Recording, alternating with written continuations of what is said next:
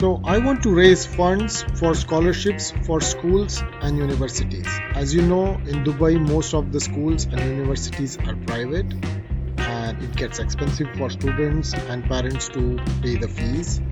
So my plan is to make the world's largest coin sculpture. And to make the world's largest coin sculpture, I'm going to use 1 dirham coin, and I'm going to approach various schools and universities to raise money.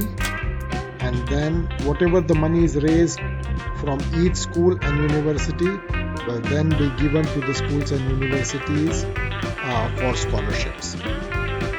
I will also generate revenue from other places, and whatever money is collected will then be given to the the schools and universities that are part of this campaign. So what do you guys think? Is this a good idea?